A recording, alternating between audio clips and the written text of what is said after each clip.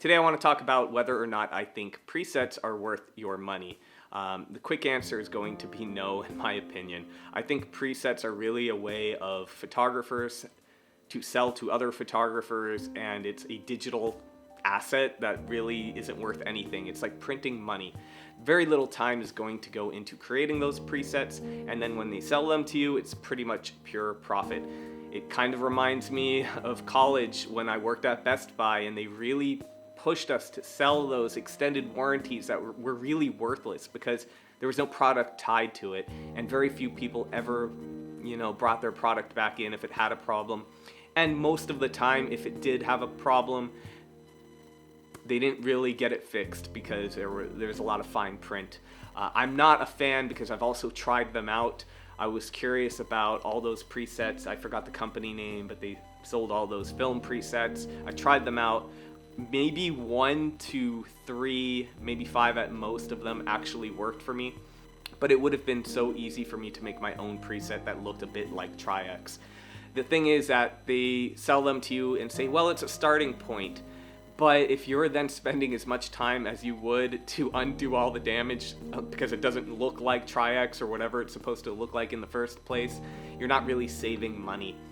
Also, if you're buying presets, the problem is that you're buying it on the promise of your work looking like their work, which is a horrible idea in the first place. As a photographer, you want to have your own artistic vision. If you're buying someone's preset, you're really just kind of borrowing their vision, and truthfully, it doesn't really end up looking like their work anyway because it needs so many different tweaks. Another issue with presets is that if you're relying on them, you're maybe not really learning how to edit your own work anyway. It can delay you in learning how to work Lightroom in the first place, and so I wouldn't recommend it for that. And then the last reason I just want to explore with you guys would be the whole idea of differentiating your work with an arbitrary artistic style. You want to create meaningful work that resonates with people. If you're photographing people, there should be something they can connect with, emotion to it. And if you're relying on just a visual aesthetic, nobody's connecting with that. For a fraction of a second, they're going to be like, oh wow, really cool colors. But in the end, they're not really going to look at it for an extended period of time. And if you don't believe me, you can look at great work throughout history. Look at the most iconic photographs. They are about something. They're not iconic because of the way they were styled. They're not iconic even because of the composition or even the lighting. Most often it's about them having compelling subject matter. And if you're really on the right mission, you're going to be looking for that more so than an arbitrary look to distinguish your work from other photographers.